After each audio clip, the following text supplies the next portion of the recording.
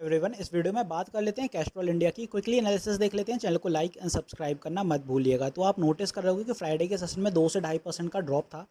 Drop क्यों है? क्योंकि आप देखोगे स्टॉक ने एक रिटर्न्स निकाल दिए हैं। यहाँ से कुछ सही चला स्टॉक और 13% की रिटर्न्स बुक हो गए हैं। तो ये छोटा सा पुल बैक है। अब लोगों की जो कमेंट्स हैं वो कहते हैं कि रिटेस्टिंग के लिए तो आया नहीं, तो बाय कहाँ करूँ? तो पुल बैक पे ही बाय करो। मैं पहले भी बहुत लोगों को बता चुका हूँ कि अगर स्टॉक ने रिटेस्ट नहीं दिया है तो पुल बैक पे ही बाय करा जाए, बिकॉज वही उसका फिर एक रिटेस्टिंग होती है। बिकॉज सडनली कोई स्टॉक आप देखोगे तो ऐसा नहीं भागेगा, स्टॉक हमेशा ऐसा जाएगा।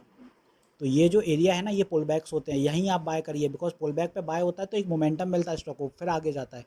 फिर यहाँ पे आपके देखोगे रिटर्न्स बुक हो गए हैं, क्योंकि जिनने यहाँ बाय किया वो रिटर्न्स यहाँ बुक करेंगे। यहाँ से फिर पुल बैक दिखाएगा और पुल बैक पे फिर बाइंग होगी तो फिर स्टॉक भागेगा। फिर यहाँ रिटर्न्स बुक होंगे जिनने यहाँ बाय किया था। ऐसे स्टॉक चलता है। ऐसे ही आप इसमें भी कर सकते हैं। यहाँ पे अब आप नोटिस करोगे कि स्टॉक इस लेवल पे एक सेलिंग प्रेशर देखने को मिलेगा। क्यों? क्योंकि यहाँ पे स्टॉक ने रिवर्सल्स यहीं से दिखाया है। तो यहाँ पे आपको थोड़ा हर्डल फेस देखने को मिल सकता है मंडे के सेशन में। और सही रहता है तो इसके ऊपर निकल जाएगा तो अच्छी खासा एक बुलिश मोमेंटम रहेगा। और फिर जो लास्ट कैंडल बनी है उसी के हिसाब से आप अनुमान लगा लीजिए, तो यहाँ कहीं स्टॉक आपको एक हर्डल फिर से फेस कराएगा। ऐसे ही चलेगा स्टॉक। और जिस हिसाब से आप देखोगे तो नीचे ये वाला सेलर, इनका बायर्स का एरिया आएगा, ऊपर सेलर्स का हो गया, ये बायर्स का है। तो ये लेवल अगर गिरेगा तो स्टॉक फिर आपको यहाँ तक के लेवल्स दिखाएगा। ऐसे आपका स्टॉक चलने वाला है कैस्ट्रॉल इंडिया। दोनों ही चीज़ें मैंने बता दी हैं आपको, ऊपर के लेवल्स भी बता दिए हैं दो, और 2 लेवल नीचे के, कि स्टॉक जब भागेगा तो कहाँ तक जाएगा और गिरेगा तो कहाँ तक आएगा।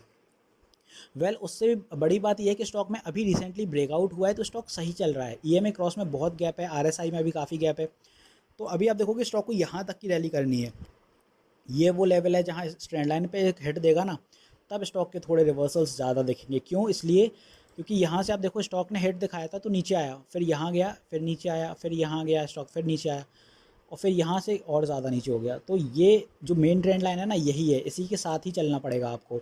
और स्टॉक सडनली भागता हुआ नहीं जाएगा। जैसे यहाँ पे आगे स्टॉक आके पुल बैक दिखाएगा, यहाँ पुल बैक हुआ, ऐसे ही आगे जाएगा, यहाँ पुल बैक होगा, फिर आगे जाएगा, फिर पुल बैक होगा, और फिर आगे जाएगा, फिर पुल बैक। ऐसे स्टॉक चलने वाला है आपका कैस्ट्रॉल का। बिकॉज कोई भी स्टॉक सडनली नहीं भागेगा, तो यहाँ भी आपको ऐसे ही चलाना है। बाकी कंपनी की बात कर ले तो अच्छी कंपनी है, लॉन्ग टर्म के पर्सपेक्टिव से तो सही है, जिस हिसाब से सही चल रहा है।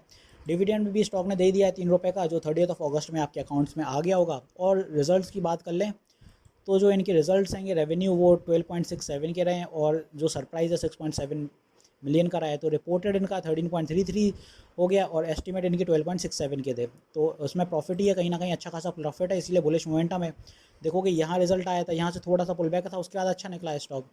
तो रिजल्ट भी अच्छे हैं, डिविडेंड भी अच्छा दे दिया है कंपनी ने। तो लॉन्ग टर्म के हिसाब से आप होल्ड करके रख सकते हैं। और टारगेट स्टॉक के 200 आएंगे, कोई रोक नहीं सकता उसको, बिकॉज 200 एक साइकोलॉजिकल लेवल भी है। और जिस हिसाब से स्टॉक अपनी गतिविधि ऊपर करते हुए जा रहा है तो 200 तक पहुंचेगा स्टॉक। थोड़ा टाइम दीजिए बस स्टॉक को। आप देखोगे नेक्स्ट वीक स्टॉक यहाँ कहीं इस लेवल तक होगा, डेफिनेटली होगा। तो होपफुली सारी चीज़ें मैंने क्लियर कर दी हैं। मिलते हैं नेक्स्ट वीडियो में। This is me Shubham Yadav, signing off.